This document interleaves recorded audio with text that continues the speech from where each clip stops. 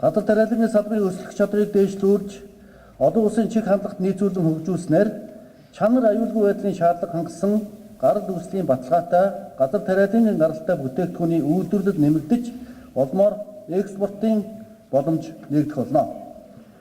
Үүний тулд тулгамдж буй бэрхшээл, хүчин зүйлийг бодиттой үнэлж, шийдвэрлэх арга замыг зөв тодорхойлж, цаг алдалгүй хичээл зүтгэхэд өнөөдрийн энэхүү зөвлөгөөн үр дүнгээ өгнө гэж би найдаж байна.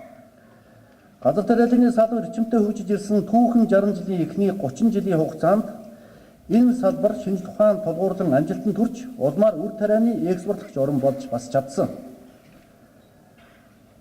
Гэтэл энэ салбар шинжлэх ухаан судалгааг орхидуулсан, нэгэн бодлого зангидж чадаагүй, сүүлийн жилүүдэд тариалангийн хөрсний үржил шимийн дороотол эрчимжиж, 60-70% буурч ургацын хэмжээ чанар тогтворгүй болсон байна.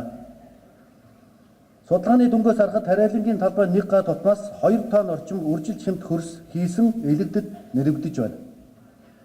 Манай орны нийт тариалангийн 1 жилийн хөрсний алдагдлыг дэлхийн зах зээлийн ханшаа тооцож үзвэл ойролцоогоор 2-3 тэрбум долларын үнэлгээ бүхий баялаг жил тутам алдах эрсдэл бий болсон байна гэсэн судалгаа бас байна.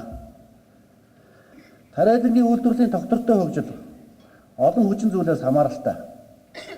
Ялангуяа гадар тариалангийн салбар байгаль, цаг уур, шууд хамааралтай дээр дэлхийн уур амьсгалын өөрчлөлтөөс үүдэлтэй эрт цочор хүүтрэлт, ган хэд халалтын давтамж сүүлийн жилүүдэд нэмэгдэж байгаа нь тариаланг үр ашигтай байгаль орчинд ээлтэй эрхлэн явуулахад хүндрэл бэрхшээл учирч байгаамаа.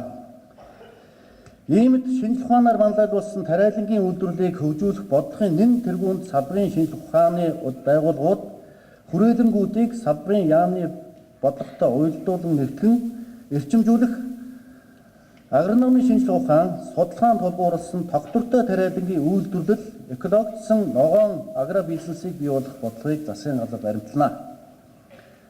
Энэ бодлогын хүрээнд тус салбарын хүний нөөцийг чадваржуулах, үр ашигтай технологи, бүтээмж өнөртэй ухаалаг техникийн шийдлийг нэвтрүүлэхэд Монгол Улсын засгийн газар тууштай анхааран ажиллах болно.